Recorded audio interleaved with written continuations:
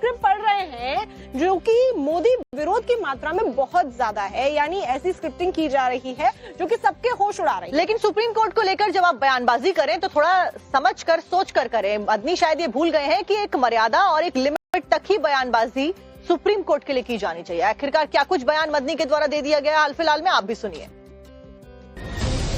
जमीयत उलेमा-ए-हिंद के प्रमुख मौलाना महमूद मदनी के बयान पर सियासी बवाल छिड़ गया। उन्होंने कहा कि देश में मुसलमानों को टारगेट किया जा रहा है। मदनी ने कहा कि जिहाद शब्द को बदनाम किया जा रहा है। लव जिहाद, लैंड जिहाद, थुक जिहाद जैसे शब्दों को मुसलमान की तौहीन करने के लिए इस्तेमाल किया जा रहा है। जिहाद कोई इनफरादी, निजी या इंतकामी कार्रवाई नहीं। नंबर 2, सिर्फ एक जिम्मेदार और शरई उसूलों के मुताबिक कायम रियासत ही जिहाद का फैसला कर सकती है। नंबर 3, हिंदुस्तान जैसे जमहूरी और सेकुलर मुल्क में जहां इस्लामी रियासत का कोई तसव्वुर मौजूद नहीं, वहां जिहाद के नाम पर कोई गुफ्तगू मौजूए बहस ही नहीं। मौलाना महमूद मदनी ने यहां तक कह डाला कि अदालतें सरकार के दबाव में काम कर रही है, कि अदालतें हुकूमतों के दबाव में काम कर रहे हैं। सुप्रीम कोर्ट उस वक्त तक ही सुप्रीम कहलाने का मुस्तहिक है जब तक आईन की पाबंदी करे, कानून के हुकूक का ख्याल रखे। अगर ऐसा न करे तो वो इखलाकी तौर पर भी सुप्रीम कहलाने का हकदार नहीं है। मौलाना महमूद मदनी के बयान पर बीजेपी ने पलटवार किया। बीजेपी प्रवक्ता संवित पात्रा ने कहा, जिहाद पर मदनी का बयान बहुत ही गैर जिम्मेदाराना है। सुप्रीम कोर्ट को इसका संज्ञान लेना चाहिए।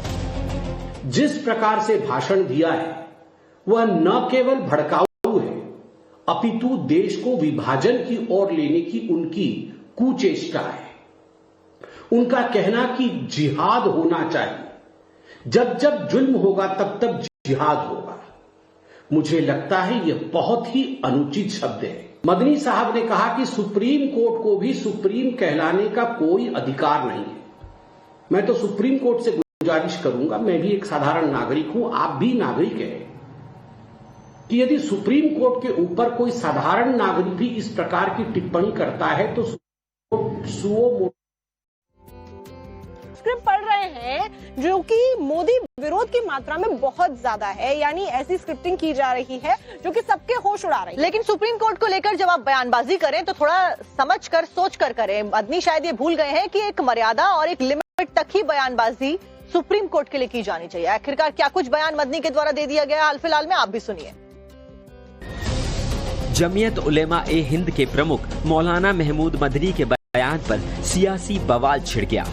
उन्होंने कहा कि देश में मुसलमानों को टारगेट किया जा रहा है। मदनी ने कहा कि जिहाद शब्द को बदनाम किया जा रहा है। लव जिहाद, लैंड जिहाद, थुक जिहाद जैसे शब्दों को मुसलमान की तौहीन करने के लिए इस्तेमाल किया जा रहा है। जिहाद कोई इनफरादी, निजी या इंतकामी कार्रवाई नहीं। नंबर 2, सिर्फ एक जिम्मेदार और शरई उसूलों के मुताबिक कायम रियासत ही जिहाद का फैसला कर सकती है। नंबर 3, हिंदुस्तान जैसे जमहूरी और सेकुलर मुल्क में जहां इस्लामी रियासत का कोई तसव्वुर मौजूद नहीं, वहां जिहाद के नाम पर कोई गुफ्तगू मौजूए बहस ही नहीं। मौलाना महमूद मदनी ने यहां तक कह डाला कि अदालतें सरकार के दबाव में काम कर रही है, कि अदालतें हुकूमतों के दबाव में काम कर रहे हैं। सुप्रीम कोर्ट उस वक्त तक ही सुप्रीम कहलाने का मुस्तहिक है जब तक आईन की पाबंदी करे, कानून के हुकूक का ख्याल रखे। अगर ऐसा न करे तो वो इखलाकी तौर पर भी सुप्रीम कहलाने का हकदार नहीं है। मौलाना महमूद मदनी के बयान पर बीजेपी ने पलटवार किया। बीजेपी प्रवक्ता संवित पात्रा ने कहा, जिहाद पर मदनी का बयान बहुत ही गैर जिम्मेदाराना है।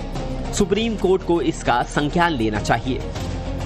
जिस प्रकार से भाषण दिया है वह न केवल भड़काऊ है, अपितु देश को विभाजन की ओर लेने की उनकी कुचेष्टा है।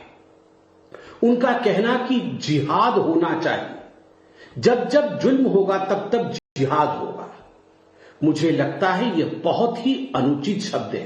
मदनी साहब ने कहा कि सुप्रीम कोर्ट को भी सुप्रीम कहलाने का कोई अधिकार नहीं है। मैं तो सुप्रीम कोर्ट से गुजारिश करूंगा, मैं भी एक साधारण नागरिक हूं, आप भी नागरिक हैं, कि यदि सुप्रीम कोर्ट के ऊपर कोई साधारण नागरिक भी इस प्रकार की टिप्पणी करता है तो सुओ